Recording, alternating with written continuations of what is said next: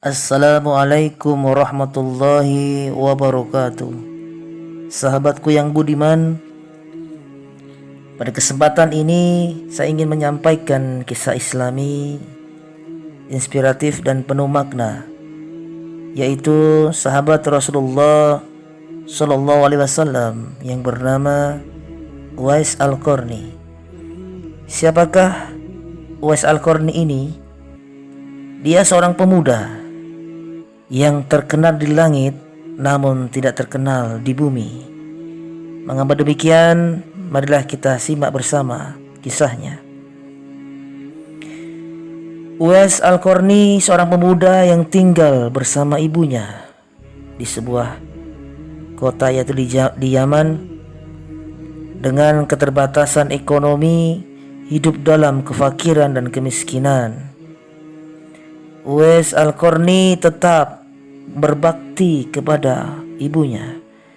Dalam keadaan apapun, ia berusaha untuk selalu bisa membantu, menolong, dan melayani ibunya.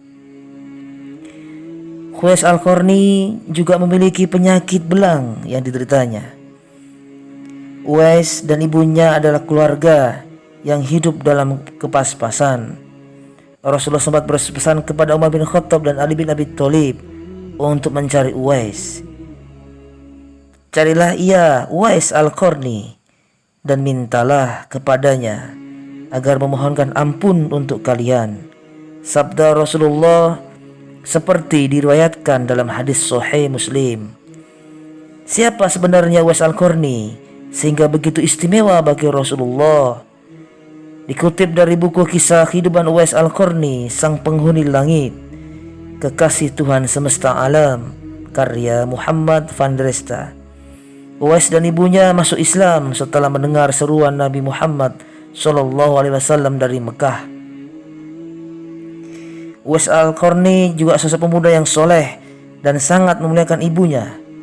Uwais senantiasa merawat dan memenuhi semua permintaan ibunya. Pada satu waktu Uwais meminta izin kepada ibunya untuk berjumpa dengan Rasulullah Shallallahu Alaihi Wasallam yang saat itu berada di Madinah. Ibunya mengizinkan dan berpesan kepada Uwais agar cepat pulang karena merasa sakit-sakitan. Sampai di Madinah, Uwais langsung menuju rumah Rasulullah. Namun sayang, Uwais tak bisa menemui Rasulullah sebab sedang di medan perang. Teringat pesan sang ibu agar lekas kembali ke Yaman, Uwais dengan terpaksa pamit kepada Siti Aisyah radhiyallahu anha, istri Rasulullah yang ketika itu ada di rumah. Tak lupa dia menitipkan salam untuk Rasulullah. Kisah lain dari Uwais Al-Qarni adalah senantiasa memenuhi keinginan ibunya. Sang ibu yang sudah tua sangat ingin sekali pergi haji, padahal dengan kondisi ketika itu yang tidak ada uang sepeser pun. Uwais merasa berat untuk memenuhi keinginan sang ibu.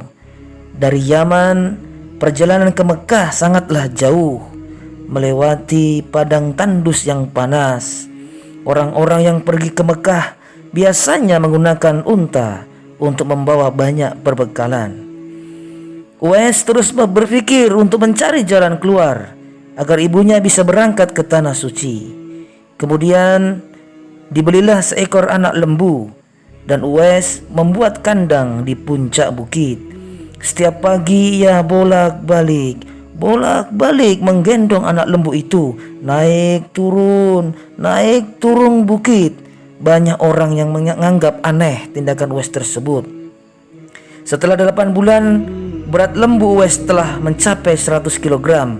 Saat tiba musim haji, Uwais merasa otot-ototnya sudah kuat dan siap mengangkat beban berat. Dia pun menggendong sang ibu dari Yaman ke Mekah untuk menunaikan ibadah haji. Di tanah suci, Uwais Al-Qarni dengan tegap menggendong ibunya, wukuf di Arafah dan tawaf di Ka'bah. Di depan Ka'bah, air mata sang ibu tumpah. Uwais pun berdoa, "Ya Allah, ampuni semua dosa ibu." "Bagaimana dengan dosamu, nak?" tanya sang ibu yang heran karena Uwais tak meminta dosanya diampuni. Dengan terampuni dosa ibu, maka ibu akan masuk surga. Cukuplah ridho dari ibu yang akan membawaku ke surga, jawab Uwais. Allah Subhanahu wa taala pun memberikan karunia untuk Uwais. Penyakit belang di tubuh Uwais seketika itu juga sembuh. Hanya tertinggal bulatan putih di tengkuknya. Tanda di tengkuk itu merupakan sebuah tanda sebagaimana disebutkan Rasulullah kepada Umar bin Khattab dan Ali bin Abi Thalib untuk mengenali Uwais. Pada akhirnya Umar dan Ali berhasil menemui Uwais, dan seperti pesan Rasulullah, Umar dan Ali meminta Uwais agar mendoakan mereka diampuni oleh Allah Subhanahu wa taala.